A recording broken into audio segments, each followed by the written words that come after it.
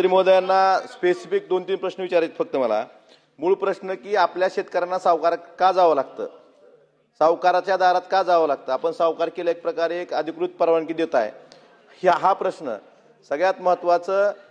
2022-23 मध्ये जे कर्जदार शेतकरी होते संस्थात्मक वित्त पुरवठ्याचे ते कमी होऊन आता जवळपास 18,92,000 शेतकरी कमी झालेत। का कमी झालेत यावर सरकार काय करतंय का?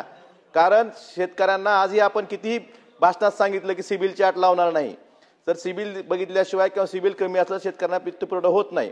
आणि दुसरा महत्त्वाचा की कूलिंग ऑफ पिरियड, एखाद्या शेतकऱ्यानं जर OTS केलं किंवा तो जामीनदार जरी असला तर त्याला काही काही बँकेचे नियम असे आहेत की कूलिंग ऑफ पिरियड 5 वर्ष 7 वर्ष त्याला परत कर्ज दिलं जात नाही, त्यामुळे नाईलाजानं परत सावकाराच्या दारात जावं लागतं।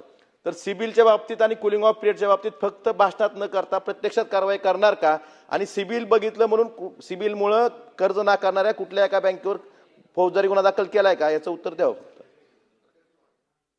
अध्यक्ष महोदय, पाटील साहेबांनी आता विचारलं त्या दिवशी देखील मी कर्जमुक्तीच्या दिवशी सांगत असताना सांगितलं होतं की सरकारने अशा प्रकारच्या कडक सूचना दिलेल्या आहेत की शेतीच्या संदर्भामध्ये सिबिल बघायचं नाही। आणि दुसरा काय होता प्रश्न?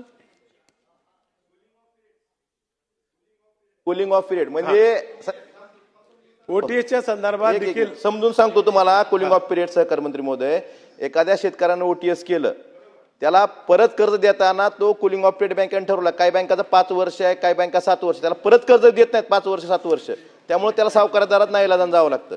ह्या संदर्भात शासनानं फक्त सूचना देऊन थांबणार नाही, कारवाई काय केली सांगा। आदेश दिलेले आहेत, कारवाई चालू आहे। त्या दिवशी सांगितलंय आतापर्यंत OTS जे होतं, OTS जिथं दिलंय तिथं कर्ज वितरणाची व्यवस्था नसते, पण यावेळेस मात्र सरकारने ताकीद दिलेली आहे। असं कुठं आलं ना तुमच्या नजरेत आम्हाला सांगा, आम्ही त्याच्यावर कारवाई करून देऊ।